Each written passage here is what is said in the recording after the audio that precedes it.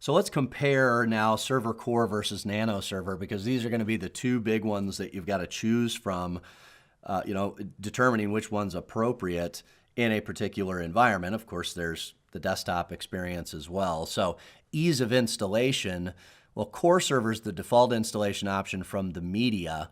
Desktop experience is also available using the setup media, whereas Nano Server is not.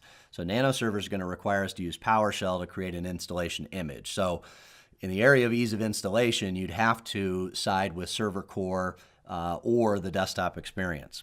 Ease of local management, well, desktop experience provides the most options for graphical local management, addition of roles and features.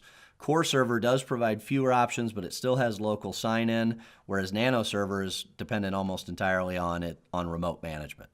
There is an initial configuration that can be done in the Nano Server recovery console, but beyond that, nothing can be done locally. Physical hardware and VM requirements, well, Nano Server has the lowest demand on hardware resources, especially if it's running inside a virtual machine.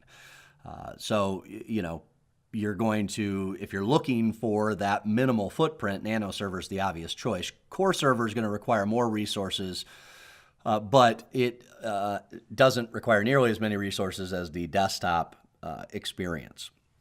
Support for existing applications, because Nano Server and Core Server don't include all of the application programming interfaces that a standard installation of Windows Server would.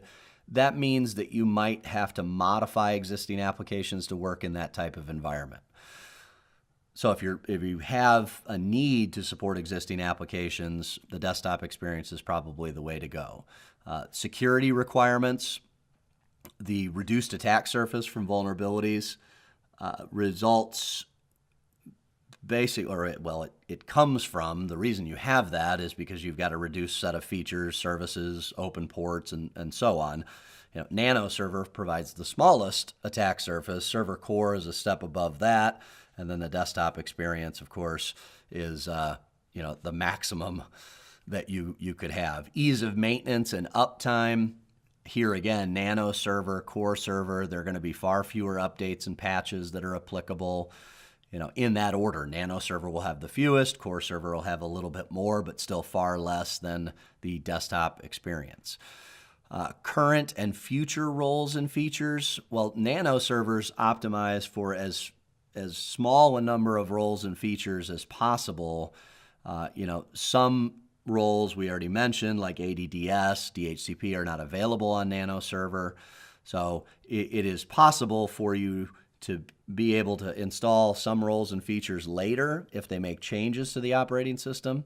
But right now, the list of roles and features are minimal for the Nano Server installation option. Okay, so hopefully that helps you just to identify, the different requirements based on these installation options, and that'll also help us to make the correct choice.